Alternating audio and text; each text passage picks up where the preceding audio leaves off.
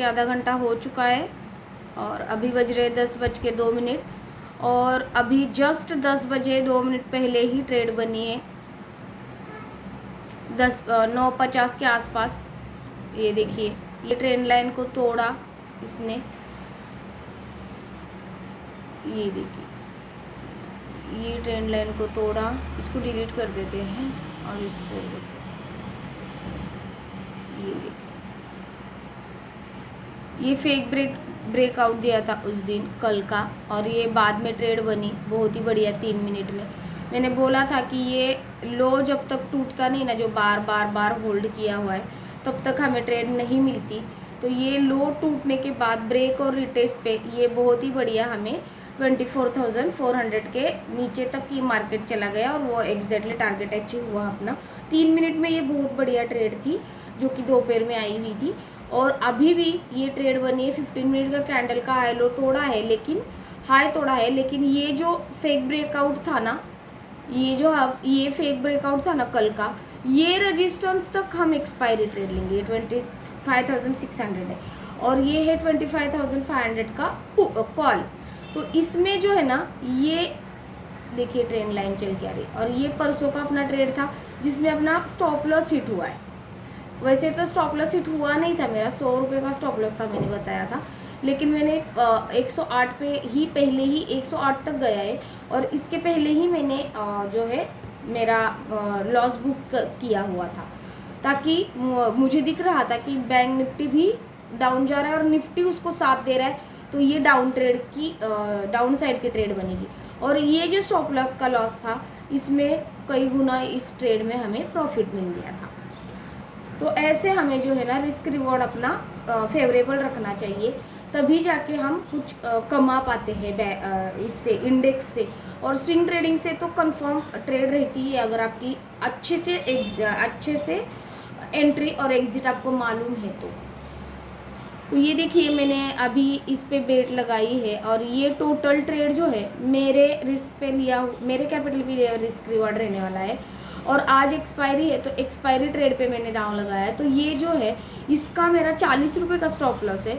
और 40 रुपये का क्यों रखा है मैंने, क्योंकि ये एक्सपायरी ट्रेड है और ये जो प्रीमियम जितनी तेज़ी से ऊपर जाएगा उतनी तेज़ी से नीचे आएगा, मतलब ये बढ़ने में ज़्यादा ध्यान नहीं देगा लेकिन गलने में ज़्यादा ध्यान देगा, तेज़ी से गल जाएगा। इस वजह से जो भी हमें मोमेंटम तेज़ी से आती है कैंडल बाय कैंडल, उसमें एग्जिट होना है।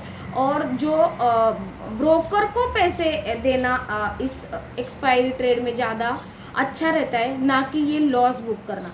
जैसे ही हमें टारगेट्स लगाना चाहिए, गुड ट्रिगर्स लगाने चाहिए, टारगेट लगा के रखती हूँ मैं। अभी ये इस ट्रेड का मेरा 130 का टारगेट है जो कि यहाँ तक आना चाहिए इसमें। तो देखते हैं ये मार्केट हमें कितना साथ देता है। और ये 130 और ये अगर टूटता है ये रेजिस्टेंस, तो हमें ये वाला टारगेट मिल जाएगा 25,700 का। तो ये अगर फेक ब्रेकआउट रहा तो ये भी अगर सीधे सीधे नीचे आता है तो यहाँ से ये ट्रेंड लाइन टूटती है तो फिर ये ट्रेड भी कुछ काम की नहीं होगी। और ये इसके ट्रेंड लाइन टूटने के बाद जो है ना, यहाँ पे ये ट्रायंगल टूटने के बाद फिर नीचे अगर सेकंड हाफ में हमें ट्रेड दे दे, दोनों तरफ से अगर ट्रेड मिलती है तो हम ज़रूर से, मैं आज प्लान करूँगी 2-3 मिनट के ट्रेड में स्कैल्पिंग के।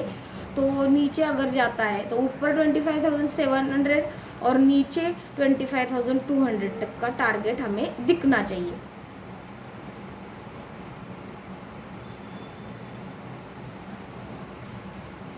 और ये है बैंक निफ्टी। ये देखिए कल का अपना एनालिसिस मैंने बोला था ये स्क्वायर जैसे ही टूटेगा, ये टूटने के बाद ही निफ्टी में भी ट्रेड बना और बैंक निफ्टी में भी, और ये बहुत ही बढ़िया ट्रेड बनी थी। तो ये ट्रेड अपनी यहाँ तक फिबोनाची लेवल तक ये आया और यहाँ से ये ऊपर जा रहा है।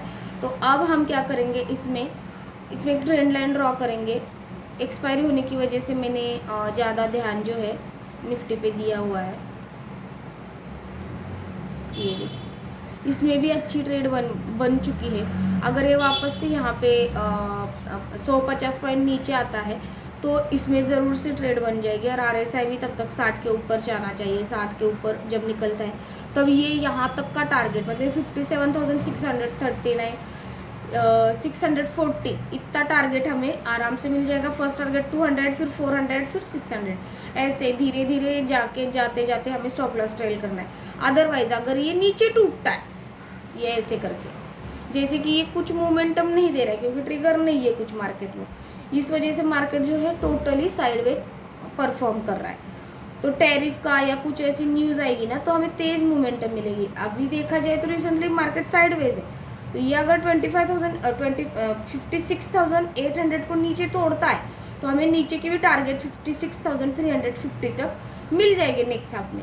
अगर ये सीधे ऊपर जाता है तो फिर ये 57,640 तक हमें टारगेट्स मिल जाएंगे। तो देखते हैं हमें मार्केट कितना साथ देते हैं। मेरा कल का इंट्राडे ट्रेड था चेन्नई पेट्रो, जो कि उसने कल तो कुछ मार्केट की वजह से मोमेंटम दी नहीं, मार्केट डाउनफॉल होने की वजह से, लेकिन आज बहुत ही बढ़िया वो कर रहा है। देखिए कल के जो भी टारगेट मैंने बताए थे ना वो सीधे आज उसने अचीव किए हैं, लेकिन उसकी कोई मतलब नहीं क्योंकि वो इंट्राडे ट्रेड था, अपनी पोजीशन उसमें बाद में बनी नहीं। देखिए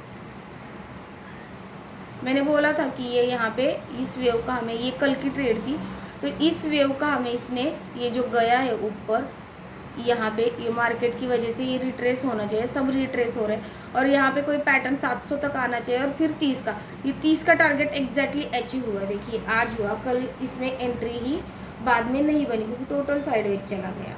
तो आज मार्केट अच्छा देने वाला है, तो इंट्राडे स्टॉक के ऊपर इतना ध्यान नहीं देना चाहिए।